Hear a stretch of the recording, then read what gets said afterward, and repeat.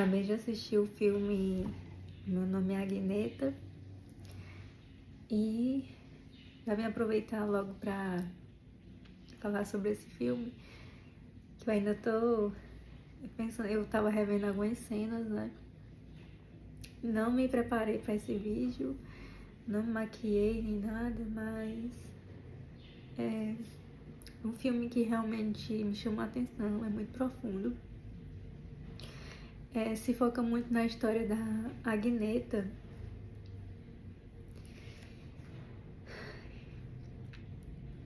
A história dela, que logo de início a gente vê que o casamento dela não está funcionando, porque eles vivem na mesma casa, mas em camas separadas, né, em quartos separados.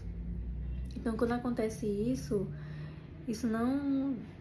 não é bom pro casamento, né? A gente chama de separação de corpos. Então, não existe mais conexão. E o marido dela, a gente vê no filme que é aquela pessoa que sempre diz que o que é certo, o que não é, e ela tem que fazer, e ela, até mesmo as comidas que ela gostava, ela tinha que comer escondido, porque ele dizia que não fazia bem e tudo mais.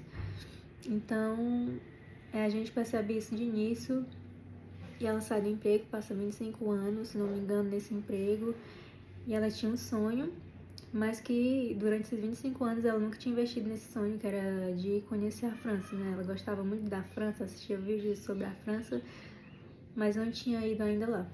E aí sai do emprego, despedem ela, e o que para muitos poderia ser um desabamento do mundo, né? Sai do emprego de 25 anos, para ela foi um recomeço, ela se candidatou para ser au pair, é como se fosse uma pessoa que vai cuidar de uma casa, né? Na França, em Provença, se não me engano. E diz no anúncio que é um menino. Só que quando chega lá é um velhinho, muito ranzinza, rabugento. E de início ele não queria ela ali, né? Mas o que mais, assim, me fez me emocionar foi a história desse velhinho.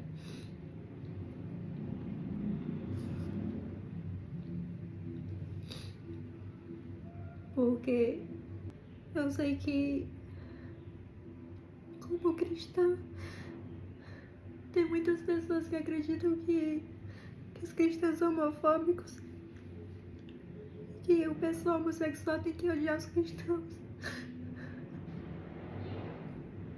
Só que quando a gente entende que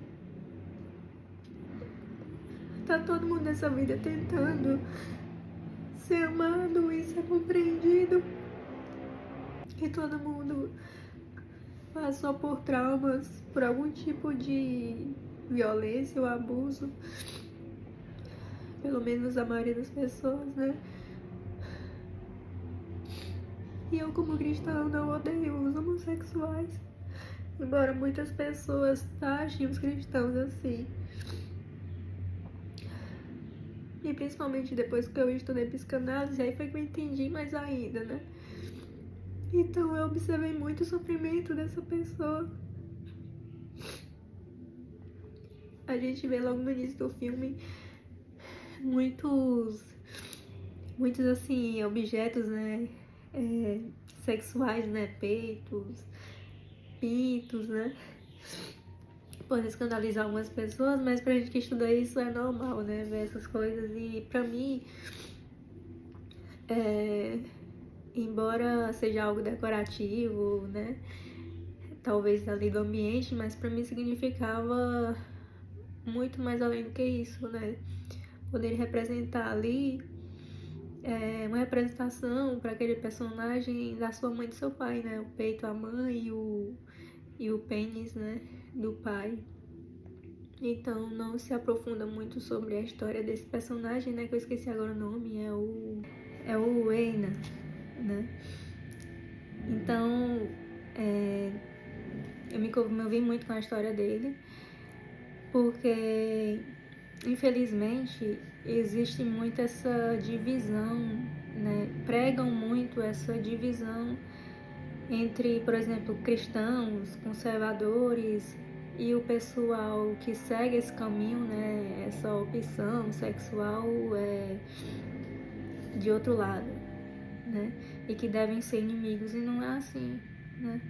Quando a gente entende que todo mundo nessa vida tá tentando superar as suas dores, sobreviver a isso, né, você começa a ter mais empatia sobre a história das pessoas, né. Então, como cristã, eu jamais vou concordar com um homossexual, uma pessoa que escolheu seguir esse caminho, atacar um cristão. Eu também não vou concordar com um cristão atacar essas pessoas, né? Então, eu observei, né, a história, né, dele, do Aidan, que ele se viu, né, como homossexual, né, de que uma pessoa que sente atração por uma pessoa do mesmo sexo, em decorrência de alguma coisa que aconteceu, acredito eu, respeitando quem pensa diferente. E então, mesmo assim, nesse meio tempo, ele era casado com mulher, que ele diz no filme que era pra disfarçar isso, né? Então, ele tem um filho. E ele nunca tinha conhecido esse filho. E eu ficava muito comovida quando eu via as cenas. Ele tinha um quarto separado pro filho dele. E ele comprava gatinhos de brinquedo porque o sonho dele era entregar pro filho dele, né? Então, mesmo ele seguindo nesse caminho, que ele diz, tem uma hora no filme que ele diz que ele não estava mais aguentando viver isso assim, é como se fosse assim uma fantasia, né? Aquela coisa muito feliz o tempo todo, né? De sempre prazer, prazer, prazer, né? Ele estava realmente sendo feliz com aquilo, mas eu observo como uma forma de anestesiar, né?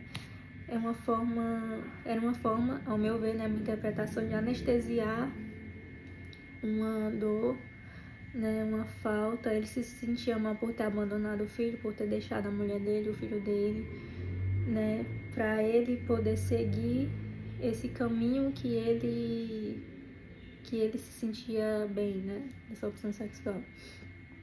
Então, ele carregava essa dor por muitos anos, né. E aí eu, como uma estudante, né, dessa área da psicanálise, a gente vê as estruturas, né, psíquicas e também id, ego e superego, aí tem tudo isso, e eu comparo ele com o id e a Agneta com o superego, aquela pessoa que tá sempre reprimindo ali o seu prazer, e o id já é prazer sem nenhum limite, né? Tanto que tem uma cena que ele até rouba um vestido, né? Então a gente vê muito isso, né? Sem regras, né? Uma vida sem regras, né? Mas no fundo, ainda existia dentro dele, assim, uma culpa, né? Por ter deixado seu filho e a necessidade de exercer o seu papel de pai, né?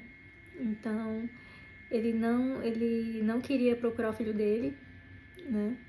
Porque ele não se sentia talvez digno de ser pai do filho dele por ter abandonado o filho dele, mas ele sentia essa necessidade de exercer, né, esse papel de pai. Mesmo ele diz pro filho dele, né, mesmo ele não sabendo como ser pai dele, né, mas a única coisa que ele tinha certeza é que amava ele. Então não sei o que foi que o pai dele fez com ele na infância, né, se por acaso ele pensar em ser pai talvez causasse nele alguma dor ao lembrar de alguma lembrança, mas foi mais assim, o que mais me comoveu foi a história dele, né? E o da Agneta também, eu ficava mais feliz, eu ria, né? Ela descobrindo a sexualidade dela, descobriu um homem que realmente amava, que fez ela se sentir amada, né? Ter prazer. Não concordo com o fato de ela ter traído, né? Pra mim, se a mulher não tá feliz com o casamento, ela precisa primeiro terminar o casamento, né? Mas é filme, é a vida, né? A vida acontece assim, a gente concordando ou não.